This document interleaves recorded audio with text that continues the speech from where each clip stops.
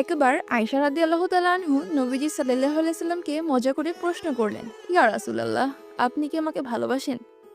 নবীজি সাল্লাল্লাহু আলাইহি সাল্লাম মুচকি হেসে বললেন, হ্যাঁ আয়েশা, আমি তোমাকে ভালোবাসি। তখন আয়েশা রাদিয়াল্লাহু তাআলা আনহু বললেন, কিভাবে জানবো আপনি সত্যিই আমাকে ভালোবাসেন? নবীজি সাল্লাল্লাহু আলাইহি সাল্লাম বললেন, আমার ভালোবাসা তোমার জন্য একটি শক্ত গিঁটের মতো, যা কখনোই খুলবে না। সুবহানাল্লাহ। এরপর আয়েশা রাদিয়াল্লাহু তাআলা আনহু মাঝে মাঝে মজা করে নবীজি সাল্লাল্লাহু আলাইহি সাল্লামকে জিজ্ঞেস করতেন, ইয়া রাসূলুল্লাহ, সেই গীত কেমন আছে? তখন নবীজি সাল্লাল্লাহু আলাইহি সাল্লাম হেসে বলতেন, হে আয়েশা, সেই গীত এখনো আগের মতোই শক্ত আছে। সুবহানাল্লাহ। এই ঘটনাটি আমাদের বর্তমান সম্পর্কের জন্য এক অনন্য শিক্ষা। নবীজি সাল্লাল্লাহু আলাইহি সাল্লাম এবং আম্মাজান আয়েশা রাদিয়াল্লাহু তাআলা আনহু এর কথোপকথন থেকে বোঝা যায় যে ভালোবাসা শুধুমাত্র হৃদয়ে লুকিয়ে রাখার বিষয় নয়, তা সুন্দরভাবে প্রকাশ